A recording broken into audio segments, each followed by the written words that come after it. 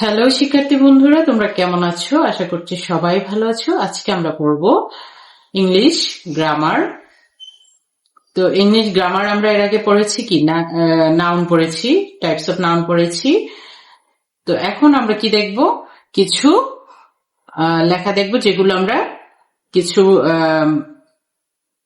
Sentence দেখব, সেখান থেকে আমরা আইডেন্টিফাই করব whether they are common noun, proper noun, common noun, collective noun or abstract noun or material noun. Okay, so আমরা কিছু লিখে নিয়েছি, কোন নাউনটা কাউন্টেবল এবং কোন নাউনটা আনকাউন্টেবল সেটা আমরা খুঁজে বের করব। The doctor has asked Rahman to keep away from salt and sugar. তো ডক্টর তো অবশ্যই কাউন্ট করা যাবে, সো ডক্টর হচ্ছে কাউন্টেবল নাউন এবং সেটা আমরা ব্র্যাকেটে লিখে দিতে পারি countable common noun.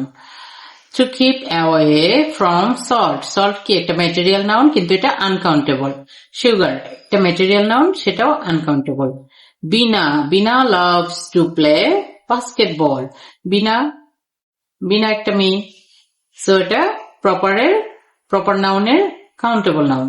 Loves to play basketball, basketball কি একটা বলকে বোঝাচ্ছে, এটাও কমন নাউন। হ্যাঁ, কমন নাউনের কি কাউন্টেবল, কমন নাউনের countable. Okay, then our cook uses too much oil. our cook মানে এই কুক মানে কিন্তু রান্না নয়, এটা হচ্ছে শেফ বা যে রান্না করে। সো কুক যে সে ব্যক্তি, it's countable. Too much oil, oil তেল ম্যাটেরিয়াল নাউন এবং এটা uncountable. And butter also uncountable. In his cooking he ate his soup মানে কি, soup তো সবাই খেয়েছো, soup হচ্ছে uncountable.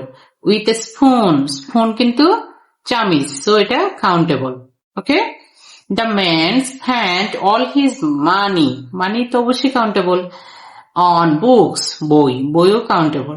And lived happily in poverty মানে কি দরিদ্রতা, এটা একটা অবস্থা বোঝায়, এটা কাউন্টেবল নয়, এটা uncountable.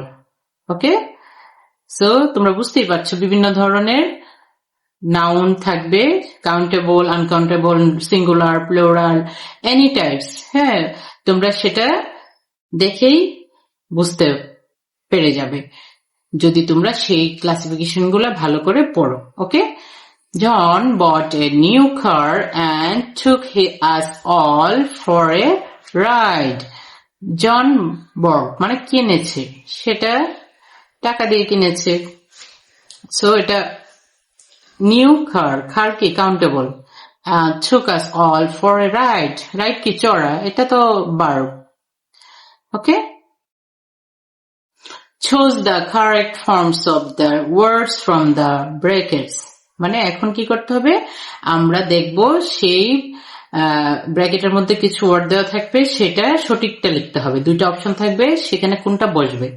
Little baby or babies usually drink milk or milks, so little baby হবে না, সব বেবিরাই খায়। হ্যাঁ, little babies usually drink, milks হবে না, মিল্ক যেহেতু আনকাউন্টেবল এবং মিল্ক হবে এখানে আনকাউন্টেবল, প্লাস হচ্ছে এক ধরনের দুধই খায় সব বাচ্চারা। Okay, sing so much blood or bloods কি কাউন্টেবল না, এবং এটা ব্লাডস হবে না।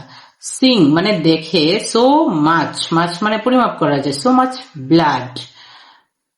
ফাতিমা ফেইন্টেড মানে অনেক বেশি রক্ত দেখে ফাতেমা কি করলো, অজ্ঞান হয়ে গেল, সো ব্লাড হবে, এখানে ব্লাডস হবে না। হ্যাঁ, রানী হ্যাজ ব্ল্যাক হেয়ার।